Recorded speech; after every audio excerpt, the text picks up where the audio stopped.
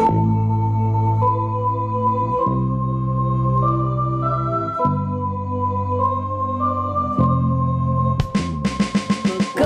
mundo, walang katapusang mundo. Lahat na lang pinangangalandakan, lalong hindi makakamit ang kapayapaan. Magkabilang mundo, walang katapusang mundo.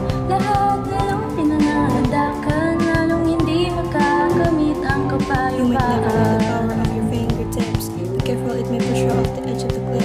Not everything you see on an online app is the way everyone acts when they're upfront. Love is not always in the air. Fake news flocks faster, you get even bare. Sharing details and being unaware leads to disaster. So beware, being pure online doesn't mean they mean it. After seeing their faces, there you'll see it.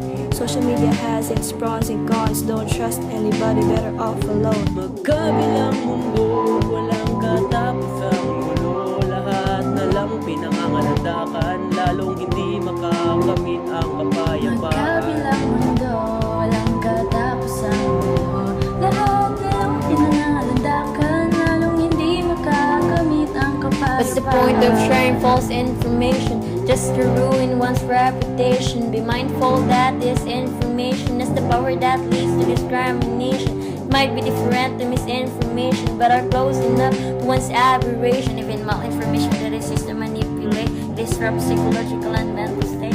Its impact on some people has no alteration. It can even cut an electrifying love connection. Instead, use social media to make an integration between the opposing sides for the betterment of our nation. Magkabilang mundo, walang katapusang gulo. Lahat na lang pinangangalandakan, lalong hindi makakamit ang kapayapaan. Magkabilang mundo, walang katapusang mundo.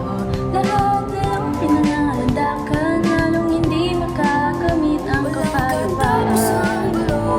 Oras na para mabago, ipaglaban ang katotohanan, bumangot na, gamitin ang walang katapusang gulo. Oras na para mabago, ipaglaban ang katotohanan, bumangot na, gamitin ang kapayapaan.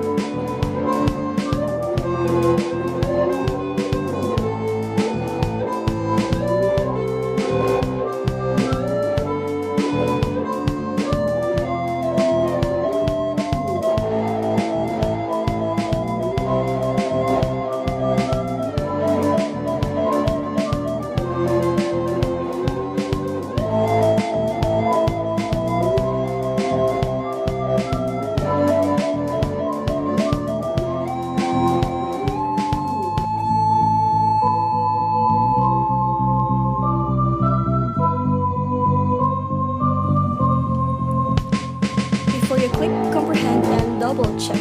Think before you give the details in your heart to break. Never click yes unless you read the terms and conditions before you post. Make sure it's factual with good intention. But keep on plagiarizing just to make your output block constructed contents and love shouldn't be AI generated. Use social media wisely. It's a connect. Spread love, positivity to the body and etiquette.